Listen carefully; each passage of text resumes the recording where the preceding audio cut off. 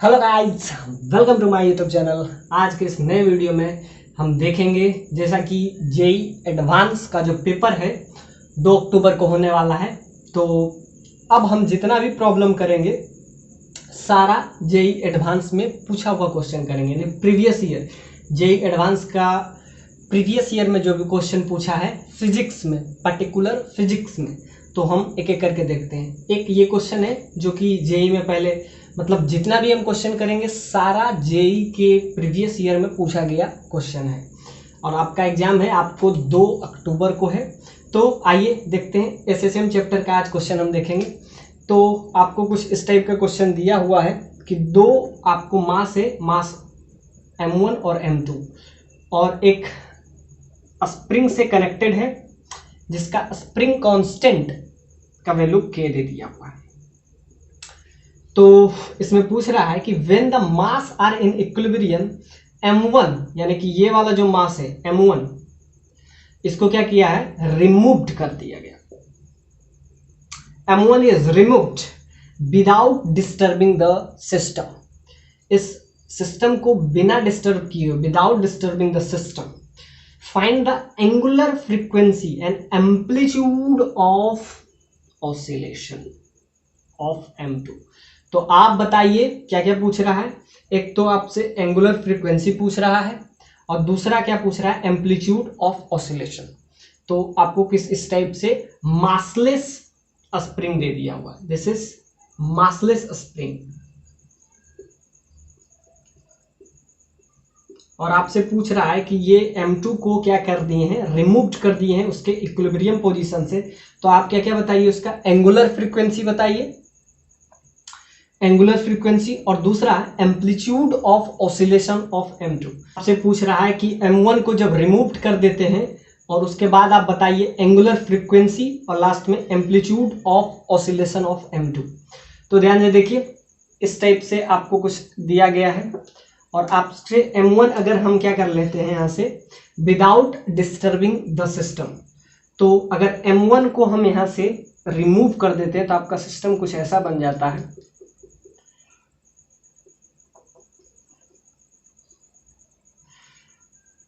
इससे कनेक्टेड सिर्फ रहेगा आपका m2, m1 को हम रिमूव कर दिए। तो क्या देखेंगे, अब नीचे लगने वाला फोर्स m2g, ऊपर लगने वाला फोर्स kx1। अब ध्यान से देखिए, अब यहां से आपको क्या पूछा है, आपसे पूछा एंगुलर फ्रीक्वेंसी का वैल्यू बताइए जब आप इस m1 को आप क्या किए, वहां से रिमूव कर दिए। तो यहां से क्या हो जाएगा, सिंपली आपको क्लियर दिख रहा है कि यहाँ पे kx, x का वैल्यू, x क्या है यहाँ पे, x है मीन पोजीशन से या तो स्ट्रेच होगा या क्या होगा, सिंपल सा कंप्रेशन या एलोंगेशन। x क्या है, एलोंगेशन, एलोंगेशन और कंप्रेशन। तो यहाँ पे क्या होगा, यहाँ पे इलोंगेट हो रहा है तो यहाँ पे इलोंगेशन होगा, और x होता क्या है, मीन पोजीशन से, याद रखिएगा मीन पोजीशन से इलोंगेशन और compression, compression from mean position, from या नेचुरल लेंथ।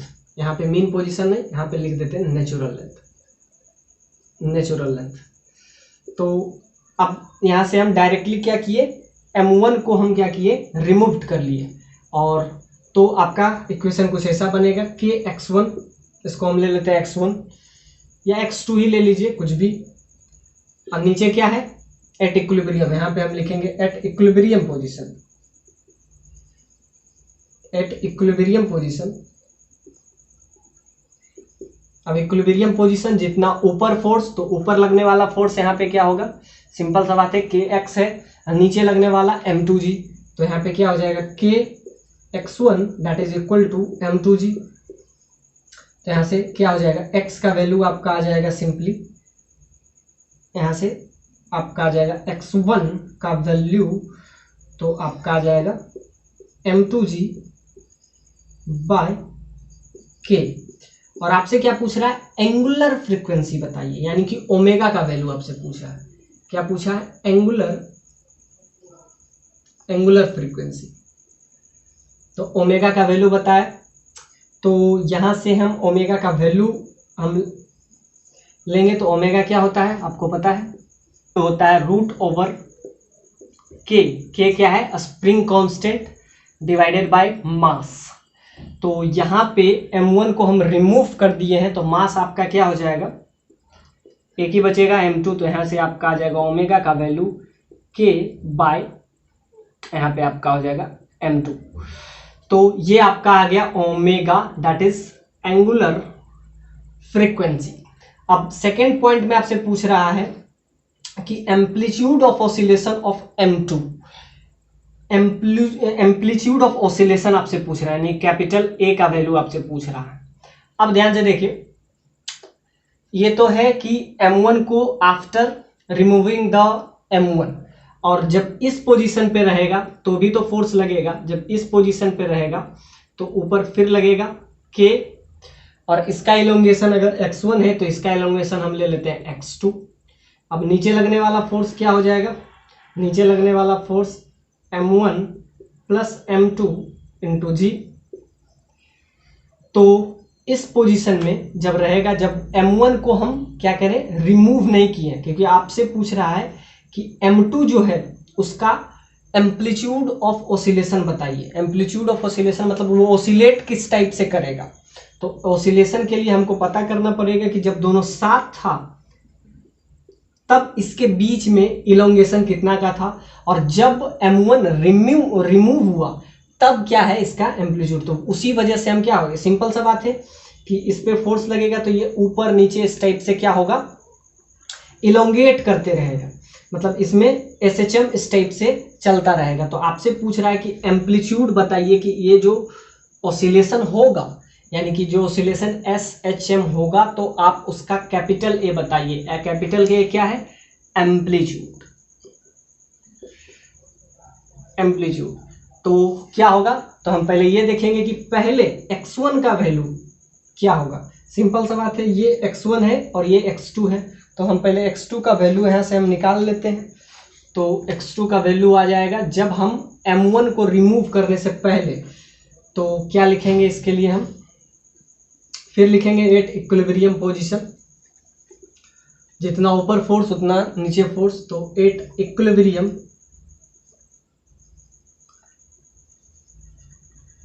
पोजीशन। अब ऊपर लगने वाला फोर्स नीचे लगने वाले फोर्स के बराबर है, तो ऊपर क्या लग रहा है, कि उसका स्प्रिंग कांस्टेंट है x2। ये तब है जब m1 और m2 दोनों क्या है, साथ है, तब इसमें हम देख लेते हैं कि इसमें कितना इलोंगेशन होगा। तो वो इलोंगेशन क्या है, x2, और नीचे लगने वाला force m1 plus m2 into जी। तो यहाँ से आपका x2 का वैल्यू आ जाएगा। तो x2 का वैल्यू क्या है, m1 plus m2 into G divided by k। तो ध्यान से देखिए, ये इलोंगेशन आया जब दोनों साथ था, और ये इलोंगेशन आया x2 जब क्या है, m1 को क्या किए, हम रिमूव कर दिए। तो सिंपल सा बात है, जब m1 रिमूव हुआ तब इसके पास खुद का, ड्यू टू m2 के वजह से इसका इलोंगेशन इतना है, और जब दोनों साथ था तब इलोंगेशन इतना है। तो आपको क्या चाहिए, एम्पलीट्यूड चाहिए। तो एम्पलीट्यूड में हम ये देखेंगे कि सिंपल सा बात है, एम्पलीट्यूड बराबर होता है x2 माइनस x1, मतलब कि ध्यान से देखिए, अब इस दोनों में बड़ा कौन होगा। अब जैसा कि दिख रहा है कि x2 बड़ा है और x1 छोटा है, मतलब दोनों अगर साथ रहता तो ये नीचे, सिंपल सा बात है, इसका एम्पलीट्यूड ज्यादा होता।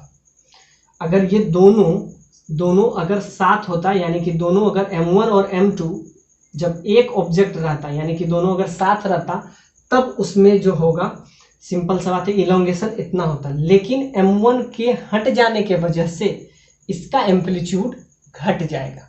अगर m1 को हम रिमूव नहीं करते तो इसका जो इलोंगेशन होता है, यानी कि इसका एम्पलीट्यूड होता है, तो सिंपल सा बात है कि ये हो जाता। लेकिन क्योंकि m1 यहाँ से हम क्या कर रहे हैं, रिमूव कर रहे हैं, तो इसके वजह से इसका एम्पलीट्यूड घट जाता। सिंपल सा बात है, नीचे जितना फोर्स लगेगा उतना ऑसिलेशन इस टाइप से होते रहेगा, और doing the same again and again the oscillation, that is SHM। But removing the m1 its amplitude decreased by this value, this particular value। तो यहां से आपका आ जाएगा एम्पलीट्यूड ऑफ ऑसिलेशन।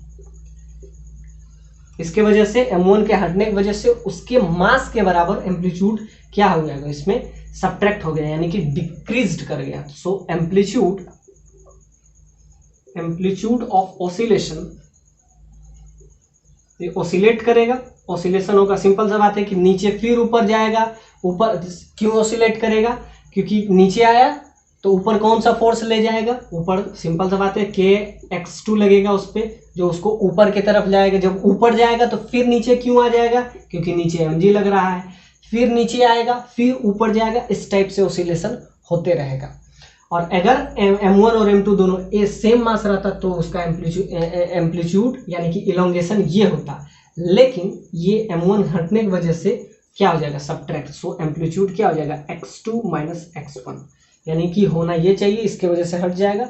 और आपसे फर्स्ट पार्ट में तो सिंपली पूछा था क्या कि आप बताइए एंगुलर फ्रीक्वेंसी, तो किसी का भी एंगुलर फ्रीक्वेंसी का वैल्यू √k/m होता है। तो याद रखिएगा k क्या है, स्प्रिंग कांस्टेंट, m क्या है उसका मास। तो यहाँ पे k/m, और क्योंकि M1 यहाँ से डिक्रीज हट गया, उसके बाद का एम्पलीट्यूड पूछा है तो ये हो जाएगा।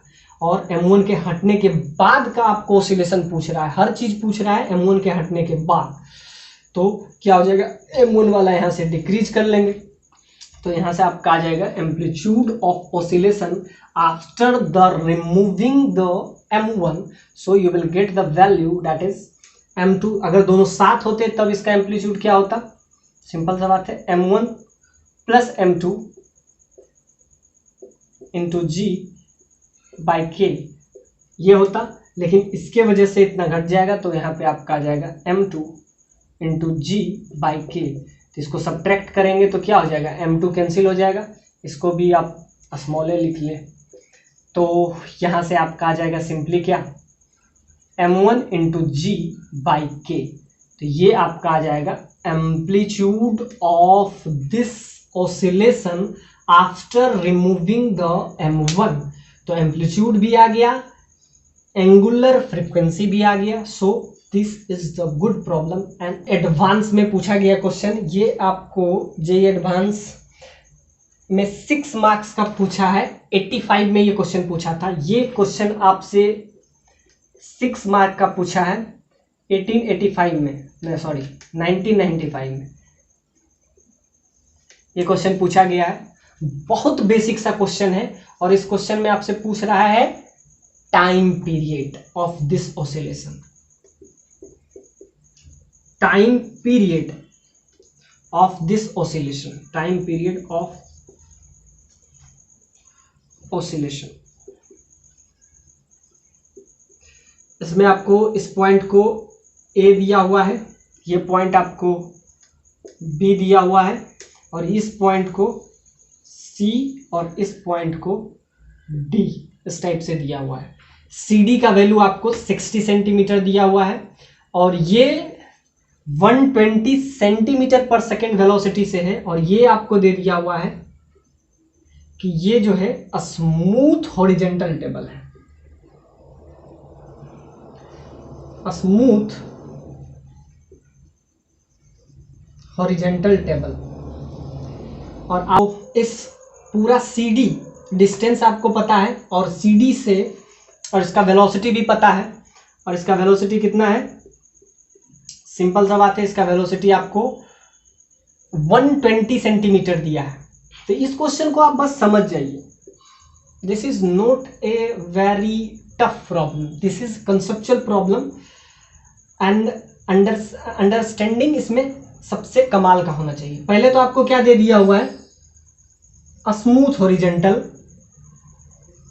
टेबल, आधा काम आपका यहां से हो गया, क्योंकि स्मूथ अगर दे दिया है तो इसका वेलोसिटी अगर b है तो टकराने के बाद यानी कि नीचे इसका वेलोसिटी कभी कम नहीं हो सकता। ये आपको समझ में आ रहा है। और दूसरा क्या यूज किया गया है, 2 स्प्रिंग अलग अलग जिसका वैल्यू है, एक का वैल्यू आपको K1 दिया हुआ स्प्रिंग कांस्टेंट, एक का K2। तो पहला पॉइंट इससे आपका क्लियर हो गया कि नीचे वाला जो सरफेस है वो क्या है, स्मूथ है, मतलब इसका वेलोसिटी घटने वाला नहीं है। With this surface, this A be particular surface. अब क्या करें, अब सिंपल सा बात है कि अगर ये स्प्रिंग है तो क्या होगा, पहले स्प्रिंग कंप्रेस होगा, फिर एग्जैक्टली फिर ये उसको छोड़ेगा। तो अगर v वेलोसिटी से जा रहा है 120 से, या जिस वेलोसिटी से ये टकराएगा, क्योंकि ये वेलोसिटी कभी कम नहीं होगा क्योंकि ये सरफेस स्मूथ है, और अगर 120 से ये टकराएगा तो वापस भी 120 से आएगा। सिंपल सा बात है, क्योंकि ये क्या है, आपको स्प्रिंग है और ये मासलेस स्प्रिंग है। ये आपको दिया गया है कि दिस इज मासलेस स्प्रिंग। जब भी स्प्रिंग SHM जैसा चैप्टर में कहीं भी देखिए तो आप समझ जाइए वो मासलेस स्प्रिंग है। तो अगर ये v वेलोसिटी यानी 120 के स्पीड से अगर इससे टकराएगा तो क्या होगा, पहले सिंपल सा बात है, यहां पे हम what's is happening in this type, तो यहां पे अगर ये इससे टकराया और वो कितना से टकराया, v दैट इज 120 सेंटीमीटर पर सेकेंड से टकराया, तो क्या होगा, यहां तक जाएगा, पहले कंप्रेशन होगा,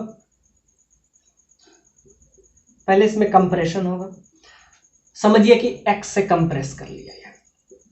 suppose that this spring constant the value that is k2, तो x से कंप्रेस किया, फिर वापस से क्या होगा, स्प्रिंग कंप्रेस हुआ तो फिर वो क्या होगा, फिर अपना नेचुरल पोजीशन को गेन करना चाहेगा। जब भी स्प्रिंग में कंप्रेशन होता है या इलोंगेशन होता है तो वो क्या करता है, वो अपना नेचुरल पोजीशन यानी नेचुरल लेंथ को गेन करना चाहेगा। तो फिर वापस से ये जो है, ये फर्स्ट पोजीशन पे था, ये इस पोजीशन पे चला गया, x इसमें कंप्रेशन हुआ, एग्जैक्टली वही काम होगा, फिर 2 1 तक पहुंच जाएगा। क्यों, इलोंगेशन, यानी कि वो अपना नेचुरल लेंथ को गेन करेगा। तो अगर यहाँ पे इसका वेलोसिटी जो भी होगा तो वापस से जब यहाँ पे पहुंचेगा फिर वही वेलोसिटी गेन कर लेगा। और वेलोसिटी क्या है, वेलोसिटी 120 सेंटीमीटर पर। अब ध्यान देखिए, CD का जो डिस्टेंस है आपको क्या दिया हुआ है, 60 सेंटीमीटर। अब ध्यान से देखिए टाइम कितना लगेगा CD को क्रॉस करने में, डिस्टेंस आपको सेंटीमीटर में दिया हुआ है और यहाँ पे वेलोसिटी क्या दिया हुआ, 120 सेंटीमीटर पर सेकेंड। तो यहाँ से आपका सिंपली आ जाएगा ये 2, सो दैट इज 0.5 सेकेंड, यानी कि पूरा CD में इसको 0.5 सेकेंड लगेगा।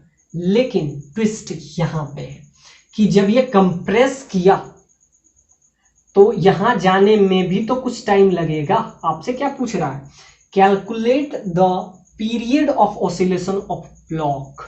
ये जो ब्लॉक है इसका क्या चाहिए, पीरियड ऑफ ऑसिलेशन। आप इसका ऑसिलेशन बताइए। तो ये CD में तो सिंपल सा बात है कि 0.5 सेकेंड लगेगा, एग्जैक्टली जाने में भी वही लगेगा, आने में भी वही लगेगा। डिस्टेंस सेम है, वेलोसिटी सेम है, तो सिंपल सा बात है टाइम भी वही लगेगा। डिस्टेंस 60 है, वेलोसिटी यहां भी कंप्रेस होगा, एग्जैक्टली जो काम इसमें भी हो रहा है वो काम इसमें भी होगा। This work is again and again with both spring constant K1 and K2। सो इसमें भी आपको क्या हो जाएगा, सिंपल सा बात है कंप्रेशन होगा और ये कंप्रेशन Bx हो जाएगा। Suppose that this compression that is x इधर हुआ, इसको x1 ले लेते हैं, सपोज दैट इसको x2, वरना कंफ्यूजन ना रहे। फिर इसमें आएगा तो क्योंकि इसका वेलोसिटी नहीं कम होगा, क्यों, स्मूथ हॉरिजॉन्टल सरफेस है, कोई इसको रोकने वाला है नहीं, तो फिर भी 120 से आएगा। तो इसको सिंपल सा बात है कि अगर टाइम पीरियड ऑफ ऑसिलेशन चाहिए तो जिस पॉइंट से शुरू कर रहा है उस पॉइंट तक पहुंचने में, यानी कि अगर आपको ऑसिलेशन किसी का पूछ रहा है तो आप ऐसा समझिए, अगर कोई ऑब्जेक्ट है, यहां से गया, आगे गया, यहां पहुंचा, अगर O से शुरू किया, A तक गया, फिर वापस से यहीं पे आएगा, इधर गया था, फिर वापस से इधर आएगा, फिर ये B तक पहुंचेगा, फिर B से A तक पहुंचेगा। यानी कि जिस पॉइंट से शुरू किया है, इनिशियल पॉइंट और फाइनल पॉइंट अगर जब तक बराबर ना हो तब तक हम उसको एक कंप्लीट ऑसिलेशन नहीं मानेंगे। मतलब अगर इस पोजीशन से ये इसको छोड़ा गया है 120 के स्पीड से, तो ये पूरा पूरा जाएगा, फिर आएगा, फिर इधर जाएगा, फिर वापस से उस पोजीशन को गेन करेगा, तब उसका एक कंप्लीट ऑसिलेशन कहलाएगा। कंप्लीट ऑसिलेशन कब होता है? जब इनिशियल पॉइंट और फाइनल पॉइंट, यानी कि initial point that is equal to final point. तो सिंपल सा बात है, अगर आप ये सोचते हैं कि C से D जाएगा तो फिर D से CB आएगा, यानी C से D जाने में जितना टाइम लगेगा, ये आपका टाइम क्या है C से D जाने में, तो D से C जाने में भी टाइम उतना ही लगेगा, कितना 0.5 सेकेंड। ये तो काम हो गया। लेकिन अब ये दो स्प्रिंग का काम तो अभी बच गया कि ये ऑसिलेशन होगा, इसमें x1 कंप्रेशन हुआ, इसमें जो x2 कंप्रेशन हुआ, लेकिन टाइम कितना लगा? इंपॉर्टेंट ये है, क्योंकि आपको क्या चाहिए? आपको तो चाहिए टाइम। आपको K1 दिया हुआ है, सिंपल सा बात है, इसका मास दे दिया हुआ है। तो जैसा कि आपको पता है कि अगर आपको ये पता करना है कि x1 इसमें कंप्रेशन हुआ, इसमें x2 हुआ, तो टाइम कितना लगा in terms of mass and spring constant that is k, तो इसका होगा जब इसमें कंप्रेशन होगा तब क्या लगेगा, इसमें टाइम पीरियड लगेगा, और याद रखिएगा उसका हाफ लगेगा। कि ध्यान से देखिए, यहाँ गया फिर वापस आया, ये बहुत इंपॉर्टेंट है ऑसिलेशन। आप समझिए कि अगर ये O से शुरू हुआ, A की तरफ बढ़ा, फिर वापस से A से फिर ये O की तरफ बढ़ा, अभी कंप्लीट नहीं हुआ, अभी हाफ ऑसिलेशन हुआ। फिर ये वापस से इधर से जाएगा B की तरफ, B तक पहुंचा, और फिर B से फिर वापस से O पोजीशन पे पहुंचेगा, यानी कि इनिशियल पॉइंट फाइनल पॉइंट अगर बराबर हो गया तभी हम समझेंगे वो। तो क्या होगा, C से D जाएगा, फिर D से C जाएगा, और क्या होगा, सिंपल सा बात है, यहां से जाएगा तो यहां से ये हाफ ऑसिलेशन हो जाएगा, क्योंकि यहां से यहां तक गया, फिर वापस से इस पोजीशन पे गया, A से इस पोजीशन को अगर A लें और इस पोजीशन को अगर B लें तो A से B जाएगा, फिर वापस से B से A आएगा, तब टोटल ऑसिलेशन कहलाएगा। यानी कि जहां से शुरू किया है A से B गया, फिर वापस से B से A आया, तब कंप्लीट ऑसिलेशन कहलाएगा। तो जबकि हमको क्या चाहिए, टाइम, हमको सिर्फ टाइम चाहिए कि ये आगे गया, बस इतना ही टाइम चाहिए। x1 जब इसमें कंप्रेशन हुआ उतना ही हमको टाइम चाहिए, हमको वापस वाला नहीं चाहिए। तो यानी कि ये जो टाइम पीरियड इसका होगा, सिंपल सा टाइम पीरियड में हम बताए हैं कि आगे जाएगा फिर वापस से पीछे, सिंपल सा बात है, कंप्रेशन इसमें हुआ तो इलोंगेशन भी तो होगा। तो आप समझिए कि इसमें अगर कंप्रेशन हुआ तो फिर वापस से इलोंगेशन होगा, फिर कंप्रेशन होगा, तब ये इस पोजीशन पे आएगा। तो हमको उतना नहीं चाहिए, हमको इसका क्या चाहिए, हाफ चाहिए, कि इतने टाइम में अंदर गया तो कितना टाइम लगा, बस हमको हाफ चाहिए। मतलब हाफ जब चाहिए तो इसका हाफ टाइम चाहिए, यानी अगर इसका टाइम पीरियड T1 है तो T1 हमको नहीं चाहिए, T1 का हाफ चाहिए।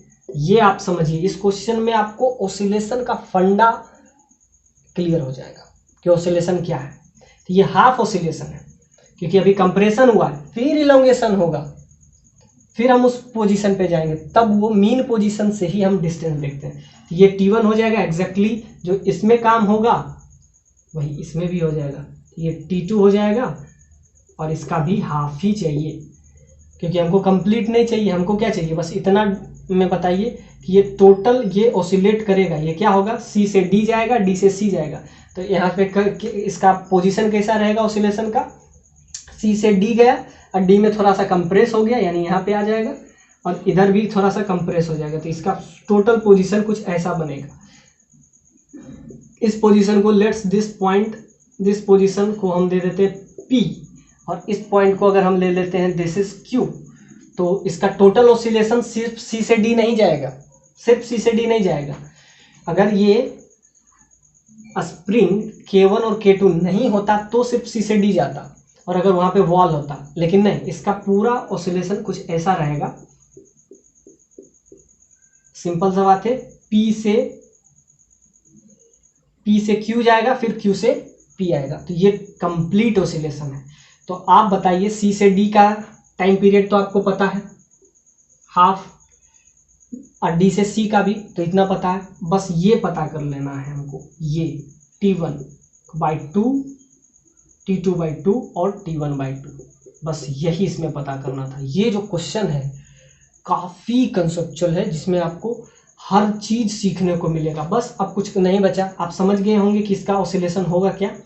ये ऑब्जेक्ट है जो कि 120 के वेलोसिटी से मूव कर रहा है, ये आगे जाएगा, कंप्रेस होगा और कंप्रेस होके एक पोजीशन पे आके इसका वेलोसिटी 0 हो जाएगा, फिर ये पहुंच जाएगा क्यू पॉइंट पे, यहां से गया क्यू पॉइंट पे, फिर वापस से क्या हो जाएगा, कंप्रेस हुआ, फिर इलोंगेट हुआ, फिर वापस से 120 का स्पीड लेके यहां तक पहुंचेगा, फिर वो स्पीड के वजह से फिर आगे कंप्रेस होगा और फिर ये पहुंचेगा, ये दिस पोजीशन इज पी, इस पर्टिकुलर। तो पी से क्यू में इसका रैंडम ऑसिलेशन होता रहेगा एज कंटिन्यू, क्योंकि ये स्मूथ है तो ये कभी भी ऑसिलेशन रुकेगा नहीं। और इसी का आपको क्या चाहिए, पीरियड चाहिए। तो सी से डी जाने के लिए आपको कितना है, पॉइंट है, और फिर डी से सी दोनों के लिए सेम, बस ये चाहिए आपको T1/2 T2/2। तो ये क्वेश्चन अब आ गया आपका SHM का। तो अब देखते हैं कैसे T1 और T2 निकलेगा। तो T1 के लिए क्या फंडा है, वही T2 के लिए भी फंडा होगा। टाइम पीरियड के लिए सिंपल सा बात है, फॉर्मूला हो जाएगा, होता है 2π√m/k। तो इसके केस में हो जाएगा m/k1 और इसके केस में क्या हो जाएगा T2, दैट इज 2π√m। मास तो दोनों के लिए सेम ही है, बस K2 है।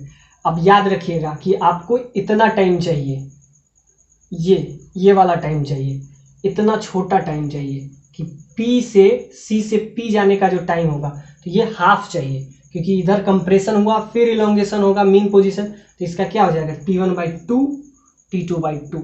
तो अगर टोटल टाइम पीरियड चाहिए, टाइम पीरियड ऑफ ब्लॉक, ये जो ब्लॉक है वो उसका मोशन क्या होगा, कंप्रेस होगा, फिर इलोंगेट होगा, फिर वापस से आएगा, फिर इधर कंप्रेस होगा, compress elongate due to smooth horizontal. इसका ना वेलोसिटी कम होगा ना ये सिस्टम ऐसे चलता रहेगा। तो टोटल टाइम क्या हो जाएगा, सी से डी जाने में 0.5 सेकेंड एग्जैक्टली। डी यहां से हम क्या पहुंचे, सी से डी पहुंचे।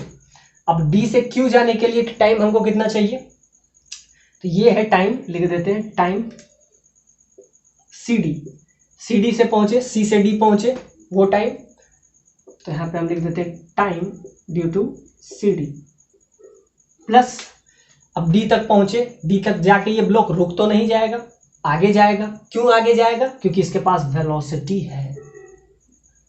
क्यों जाएगा आगे, क्योंकि इसके पास वेलोसिटी है। जब तक ये वेलोसिटी का ये 0 नहीं हो जाए, क्यू पॉइंट पे जाते जाते v बराबर इसका सिंपल सा बात है 0 हो जाएगा। क्यों, ये स्प्रिंग के वजह से। तो ये सी से डी पहुंचा, अब डी यहां से, तो टाइम लिखेंगे डी से क्यू जाने पे, तो यहां पे हम लिखेंगे डी क्यू, ये टाइम चाहिए, प्लस यहां तक पहुंच गया, क्यू से पहुंचा, सिंपल सा बात है क्यू तक पहुंच गया, फिर वापस से वही वेलोसिटी आ जाएगा। जब इस पोजीशन पे आ जाएगा तो फिर उसका वही वेलोसिटी आ जाएगा। अब ये ध्यान से देखिए, इसका फोर्थ पार्ट है, तो ये सिंपल सा बात है, कोई भी टाइम पीरियड में 4 को होता है, ओ से ए, ओ से बी, फिर ओ से सी, यहाँ पे 4 पार्ट। तो इसका क्या हो जाएगा, सिंपल सा बात है सी से डी यहाँ पे लिए, फिर हमको क्या चाहिए, तो इसका 2 टाइम्स हो जाएगा। फिर क्यू पहुंचा, क्यू से हमको क्या चाहिए, time period due to Q से डी, क्यू से डी पहुंचा, और फिर डी से सी जाएगा, डी से सी, अब यहां पहुंचा, अब यहां तक रुकेगा नहीं। क्यों, क्योंकि इसके पास फिर वेलोसिटी आ जाएगा इसका 120 सेंटीमीटर पर सेकेंड। तो फिर ये अंदर आएगा, फिर यहाँ पे इसका रहेगा टाइम पीरियड ड्यू टू सी से पी जाएगा, फिर पी पे जाके इसका वेलोसिटी 0 हो जाएगा। पी पे इसका वेलोसिटी 0 होगा, तो ध्यान से देखिए, एक पी पॉइंट है, एक क्यू पॉइंट है, तो ध्यान से देखिए, इसको 2 टाइम्स नहीं, इसको एक ही ले लेते हैं, क्योंकि जब इसका वेलोसिटी 0 हो गया तो यहाँ से सी से डी गया, फिर डी से क्यू गया, फिर वापस से इस पोजीशन पे आए, तो 2 टाइम्स आप ले सकते हैं। टाइम ड्यू टू डी से क्यू, और उसके बाद सी से पी जाएगा, और जिस पोजीशन पे है उस पोजीशन पे जाते अब सारा का टाइम ले लीजिए। तो टाइम अगर लेंगे तो सी डी के लिए आपका आ जाएगा 0.5 सेकेंड। अब इसके लिए क्या हो जाएगा, तो ये 4 टाइम है तो इसका क्या हो जाएगा t/2, तो t/2 हो जाएगा t1, इसको क्या ले लिए थे t1, तो t1/2 प्लस डी से सी जाने के लिए भी 0.5 सेकेंड, और दूसरा इसका हाफ हमको चाहिए क्योंकि 2 बार आ रहा है तो उसका हमको हाफ चाहिए। 4 बार में एक टाइम पीरियड होता है, याद रखिएगा 4 बार में एक टाइम पीरियड होता है, यानी कि ये ध्यान से देखिए, यहाँ से गया 1, फिर वापस आया 2, फिर गया 3, फिर आया, यानी कि 4 बार में एक टाइम पीरियड हो रहा है। तो ध्यान से देखिएगा, सी से डी गया, फिर डी से क्यू गया, और डी से क्यू, फिर क्यू से डी से क्यू गया, तो फिर क्यू से डी आया, यहाँ तक पहुंचा, फिर डी से सी गया, और यहाँ से क्या गया सी से फिर पी गया, और फिर पी से टाइम पीरियड, फिर पी से पी पहुंचा, फिर सी गया, और ऐसे चलता रहेगा। तो सिंपल सा बात है, 4 बार में एक टाइम पीरियड होता है तो उसका हाफ में क्या हो जाएगा, हाफ टाइम पीरियड, तो ये भी आपका हो जाएगा t2/2। तो बस ऐड कर लीजिए, ये हाफ हाफ आपको क्लियरली दिख जाएगा। बस इसमें समझना इंपॉर्टेंट था, बाकी कंसेप्ट क्या है, हाफ और हाफ, दैट इज 1 सेकेंड। अब t1/2, अब t1/2 क्या होगा, तो 2π√m, m का वैल्यू आपको दे दिया हुआ है, क्या दे दिया हुआ है 0.2, इसको kg में चेंज कर लेंगे, और k1 का वैल्यू आपको दे दिया हुआ है, k1 का वैल्यू आपको 1.8 दे दिया है, और इसका /2, और एग्जैक्टली इसमें भी हमको /2 करना है, तो इसमें भी आपको 0.2 ही रहेगा, और नीचे 3.2, बस ये ऐड कर लेंगे तो ये आपका आ जाएगा टोटल टाइम ऑफ ऑसिलेशन। यानी कि P से शुरू किए हैं तो फिर घूम के P पे ही आ रहे हैं, तो इसको कहते हैं टोटल ऑसिलेशन। तो P से C गए, C से D गए, D से Q गए, फिर Q से C D आए, फिर D से P आए, मतलब जिस पॉइंट से आप निकले उसी पॉइंट पे अगर आ गए, यानी कि इनिशियल पॉइंट और फाइनल पॉइंट सेम हो गया, तो आप समझ जाइएगा कि टोटल ऑसिलेशन कंप्लीट हुआ। तो अगर हम P से शुरू किए हैं तो P से C गया, C से D गया, D से Q गया, फिर यहाँ पहुंचा, फिर Q से हमको P तक पहुंचने में जितना टाइम लगेगा वो टाइम आपका क्या हो जाएगा, तो ये आपका आ गया सिंपली, ये भी /2 हो जाएगा। So this is your question and this is the analysis with concept. तो ये याद रखिएगा, जिस पॉइंट से, यानी कि इनिशियल पॉइंट और फाइनल पॉइंट सेम हो जाना चाहिए, तभी वो क्या हो जाएगा, complete oscillation. So this is the represented by the equation. एक का इक्वेशन आपको दिया हुआ है y1 that is equal to 10 sin 3πt plus π/4, और दूसरा इक्वेशन आपको दिया हुआ है y2 that is 5 sin 3πt plus √3 cos 3πt। और आपसे क्या पूछ रहा है, आपसे पूछ रहा है कि amplitude are in the ratio, amplitude are in ratio, मतलब 2 अलग अलग एसएचएम दिया हुआ है, एक का इक्वेशन ये है, एक का इक्वेशन है, और दोनों का एम्पलीट्यूड पूछा है। तो आइए एक एक करके डील करते हैं। ये क्वेश्चन बहुत कंसेप्चुअल है। जब 2 अलग अलग एसएचएम हो और उसके एम्पलीट्यूड का रेशियो, और इधर ध्यान से देखिए, इधर एक साइन हो एक कॉस हो, याद रखिए, तो इसको हम किस टाइप से डील करते हैं। तो आइए, तो y1 में तो हम कुछ चेंज नहीं कर सकते हैं, y1 तो आपको इजिली में दिया हुआ है दैट इज 10, तो इसका एम्पलीट्यूड तो आपको 10 पता है, और इधर आपको साइन के अंदर 3πt प्लस π/4। तो जब भी आपको एसएचएम का इक्वेशन दिया हुआ तो आप ऐसा समझिए, इसका इक्वेशन क्या होता है, x that is equal to a sin ω t sine omega T plus five, इस टाइप का इसका इक्वेशन हो। जनरली ये इक्वेशन होता है, लेकिन अगर वो सिंपल सा बात है, अगर यहाँ पे कॉस हो तो समझ जाइएगा कि वो जो है मीन पोजीशन से, ये जब रहे x1 तो समझ जाइएगा कि वो जो SHM है वो मीन पोजीशन से दिया हुआ है, मीन पोजीशन से। और यही अगर रहता x that is equal to a cos omega T plus five, तो क्या होगा, ये भी उसी का इक्वेशन है, लेकिन ये रहता एक्सट्रीम पोजीशन से, एक्सट्रीम पोजीशन से, एक्सट्रीम पोजीशन से। तो ये बहुत इंपॉर्टेंट कि इक्वेशन में आपको मीन पोजीशन से दिया हुआ है या एक्सट्रीम पोजीशन। जनरली वो मीन पोजीशन से होता है, तो इसमें है। तो ध्यान से देखिए, ओमेगा का वैल्यू आपको क्लियरली यहाँ से समझ में आ रहा है, हर चीज आपको क्लियरली समझ में आ रहा है। अब देखिए सेकेंड इक्वेशन। तो ये अगर आपसे इस क्वेश्चन में बहुत कुछ पूछ सकता था, ओमेगा पूछता तो 3 पाई यहाँ पे ओमेगा है, फाई पूछता, फाई क्या है यहाँ पे, फाई आपको फेज डिफरेंस है, फेज डिफरेंस। तो हर चीज दिया। अब देखते हैं y2, और आपसे दोनों का एम्पलीट्यूड पूछा है। एक का एम्पलीट्यूड तो आपको क्लियरली यहां से बस बाय इक्वेटिंग, बस सिंपल सा बात है, बाय इक्वेट कीजिए तो आपको a का वैल्यू यहां से डायरेक्टली 10 दिख रहा होगा। तो क्या लिखेंगे, by equating, by equating, so that is a is equal to 10। तो एक का एम्पलीट्यूड तो आपको 10 पता चल गया। अब देखते हैं सेकंड वाला जो आपको y2 दिया हुआ है।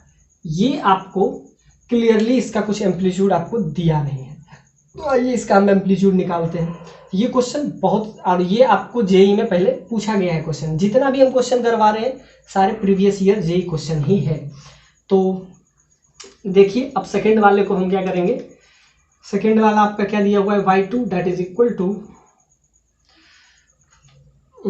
इक्वल टू ये आपका कुछ इक्वेशन इस टाइप से दे दिया है 5, और अंदर में है आपका sign 3 pi T plus √3 cos 3 pi T. अब इसको थोड़ा सा अगर ओपन करते हैं इस ब्रैकेट को तो इजी, अगर हम इसको थोड़ा सा करें तो आपका आ जाएगा ये 5 sign 3 pi T plus 5√3 cos 3 pi T. अब ध्यान से देखिए, कॉस है और साइन है, दो अलग अलग है, तो ये इसको हम किस टाइप से डील करेंगे, और आपसे क्या पूछ रहा है, इसका एम्पलीट्यूड बताइए। तो इसको अगर हम थोड़ा सा और इजी करने का कोशिश करेंगे तो हम पाएंगे इसका एम्पलीट्यूड। तो यहाँ से क्या देखेंगे कि एक साइन में है एक कॉस में है, या तो कॉस को साइन में बदल लीजिए या साइन को कॉस में हम बदल लेते हैं। तो क्या करते हैं, कॉस को हम साइन में बदल लेते हैं। तो इसको हम क्या करेंगे, ये 5 साइन 3 पाई टी प्लस इसको हम लिख लेते हैं 5√3, और इसको हम साइन में ले लेते हैं तो sign 3 pi T plus π/2। Simple सा बात है कि π/2 प्लस थीटा या π/2 माइनस थीटा भी कर सकते हैं। तो यहां से आपका क्या हो जाएगा, साइन सेकेंड क्वाड्रेंट में वैसे भी पॉजिटिव होता है, तो इसको आप साइन को कॉस में बदल लीजिए, कॉस को साइन में, क्योंकि दोनों सेम में होना चाहिए। तो यहाँ पे π/2 माइनस थीटा भी लिख लेंगे, या आपको π/2 कॉस को इसमें चेंज कर लेते हैं, तो या कॉस को साइन में ले लेते हैं चेंज, या किसी को भी कीजिए। तो π/2 माइनस 3 पाई टी, ये तो sine 90 minus theta that is cos theta. और यहाँ पे आपको दिख रहा है कि ये दोनों सेम है, ओमेगा टी सेम है। अब ये चेंज क्या हो रहा है, फाई। तो इस केस में फाई क्या है, तो आपका सिंपल सा बात है, इक्वेशन क्या आ जाएगा, 5 साइन 3 पाई टी। इसमें फाई का वैल्यू क्या है, 0, कुछ नहीं है तो 0, और इसमें है 5√3 साइन π/2 माइनस थीटा। तो π/2 है अब सिंपल सा बात है, इसको आप π/2 माइनस थीटा 3πt, तो यहाँ से आपका क्या है, दोनों के बीच में आपको फेज डिफरेंस कितना का मिल रहा है, यानी फेज डिफरेंस कितना मिल रहा है। और वैसे भी एक साइन में है एक कॉस में है, दोनों में ध्यान से देखिए, ये सिंपली ये दिख रहा है, एक साइन में है एक कॉस में है, तो सिंपल सा बात है कि फेज डिफरेंस क्या होता है, π/2 का फेज डिफरेंस। और याद रखिएगा, जब भी दो वेक्टर का फेज डिफरेंस, याद रखिएगा ये आपके लिए स्टार पॉइंट, दो अलग अलग वेक्टर हो और दोनों का फेज डिफरेंस यानी कि फाई का वैल्यू π/2 हो और उसका हमको रिजल्टेंट वेक्टर निकालना हो, यानी कि दो वेक्टर हो, एक ए और एक बी, अब दोनों आपस में क्या हो, a is just equal to, a is perpendicular to b या b is perpendicular to a, यानी ए और बी एक दूसरे का परपेंडिकुलर हो, तो आप समझ जाइए एक साइन में हो कॉस में हो, तो दोनों का फेज डिफरेंस क्या है π/2।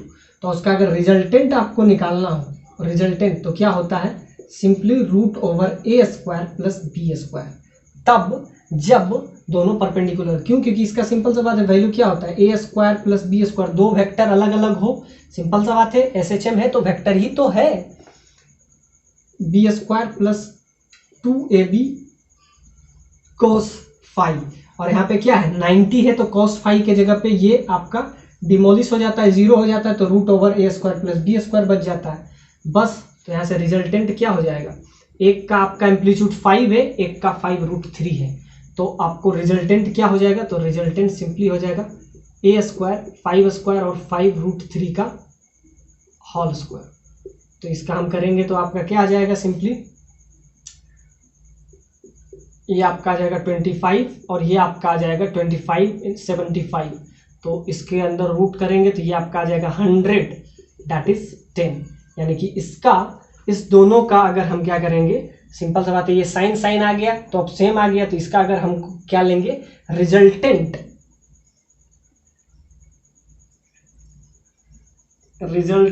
Amplitude that is 10। तो पहले से भी इसका 10 है, तो आपसे रेशियो पूछा था, तो रेशियो क्या हो जाएगा 10/10 दैट इज 1। तो ये आपको समझ में आना चाहिए कि आपको दो SHM का बीच का फेज डिफरेंस आपको पता होना चाहिए, और फेज डिफरेंस अगर पता हो तो इस फॉर्मूले से हम क्या निकाल सकते हैं, उसका रिजल्ट। इस केस में तो 90 था तो डायरेक्ट निकल गया, और जब नहीं पता हो तो आप इस फॉर्मूले से ये लिखें a² plus b² plus 2ab cos φ, और φ क्या है यहाँ पे, फेज डिफरेंस।